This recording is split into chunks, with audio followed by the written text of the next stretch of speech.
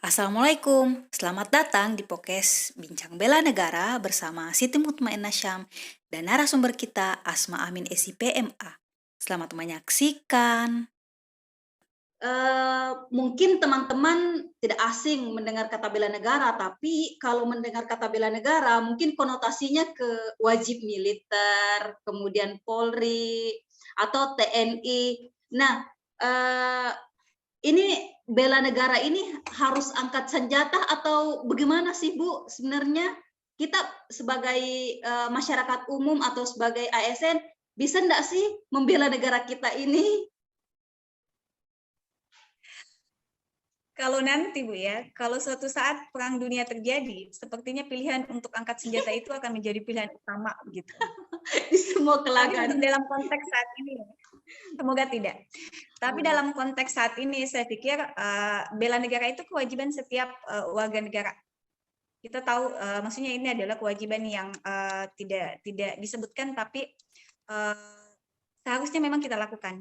Nah, mungkin yang memang menjadi pertanyaan adalah seperti apa wujud bela negara kita, misalnya dalam konteks ASN, dalam konteks dosen, seperti apa yang seharusnya kita lakukan.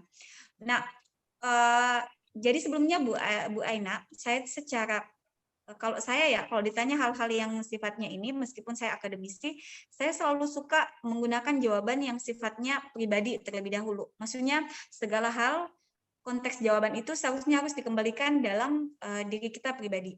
Jadi misalnya kayak gini, sebagai seorang individu, sebagai diri pribadi, apa sih yang harus dilakukan dalam konteks bela negara?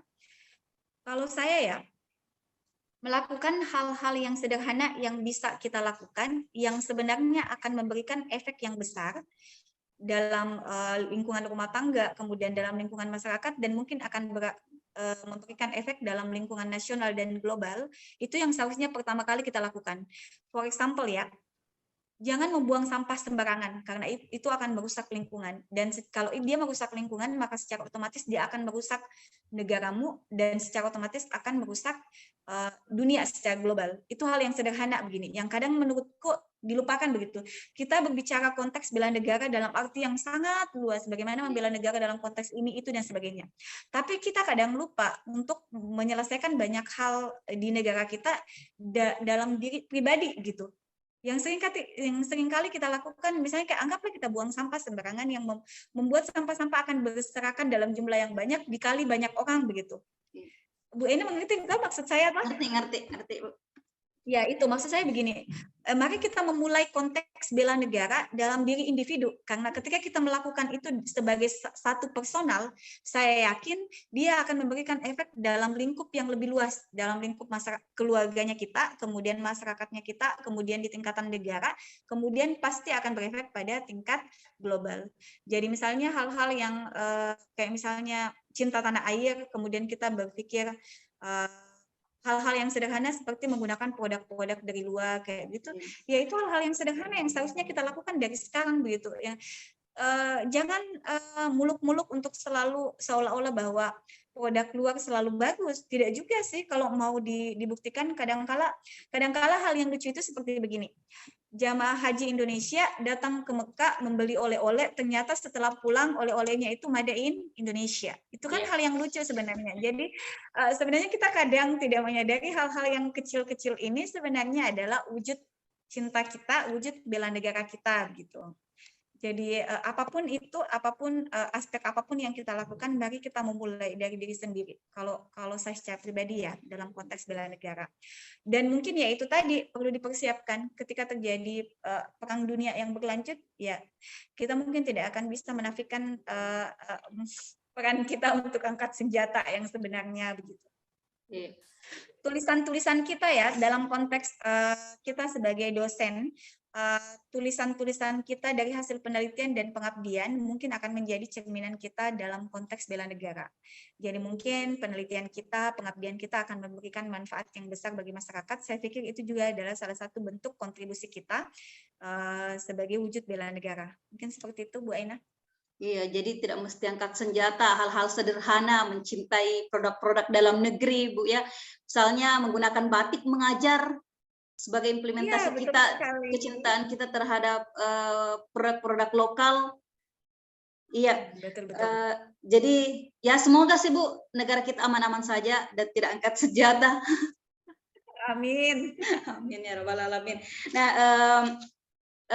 next Bu, saya kayaknya Unsulbar di 2 tahun terakhir, pas pandemi itu, belajarnya kelas jauh ya, dan semester depan akan kelas, Iya, akan tetap muka. offline. Oh, Iya, bagaimana insya Allah, Bu. perasaannya Bu? Bagaimana perasaan ingin menghadapi kelas lagi? Sebenarnya kalau akhir semester kemarin, akhir semester yang semester ini kan, saya sudah tatap muka karena kan sempat 1 bulan 5 kayaknya keluar suratnya untuk tatap muka. Sepertinya memang kita butuh penyesuaian kembali, Bu. Jadi setelah 2 tahunan, hampir 2 tahunan offline, kayaknya setelah masuk di kelas itu mereka bisingnya minta ampun. Kita juga tiba-tiba kok kayak tidak bisa menyelesaikan ya. Makanya saya juga bilang ke mereka, kenapa ini kita kayak ini ya? Kayak kita kayak hiruk pikuknya kayak pokoknya ada sesuatu yang aneh begitu. Saya bilang, kenapa kalian kayak ribut sekali, kayak tidak pernah ini, kayak setelah lama tidak pernah offline, kenapa kalian kayak ribut sekali begitu, kayak susah diatur kayak gitu. Pokoknya kayak heboh sendiri begitu. Jadi saya juga butuh penyesuaian kembali. Aneh, memang aneh, betulan serius aneh sekali. Kita butuh penyesuaian lebih sebenarnya. Jadi Dan pas online pada rindu intinya, offline, pas offline rindu online. iya, betul sekali. Jadi pokoknya intinya sih ya, saya memang dari semester pas 1 tahunan itu saya memang sudah bilang bahwa saya rindu kelasku begitu, saya rindu mahasiswaku. Saya suka melihat raut wajahnya mahasiswaku karena dengan melihat mereka saya bisa menilai apakah mereka mengerti, apakah mereka tidak mengerti. Ada sesuatu yang mungkin sifatnya lebih ke rasa ya, yang tidak tersampaikan ketika kita online. Kadangkala untuk kelas online itu tidak bisa dipungkiri, Bu. Kadang-kadang kita masa bodoh. Iya. Karena kami tahu juga beberapa mahasiswa itu pada akhirnya juga akan bermasa bodoh di kelas itu. Jadi kadang-kala kita melakukan aktivitas mengajar itu lebih kepada pelaksanaan tanggung jawab semata begitu. Terlepas dari pencapaiannya seperti apa, kadang kita betul-betul ya masa bodoh itu. Jadi saya betul-betul memang merindukan kelas offline. Saya capek ketemu mahasiswa senyum, tapi saya tidak tahu kalau ternyata itu mahasiswaku begitu ya, karena tidak pernah ketemu, tidak pernah tatap muka kan.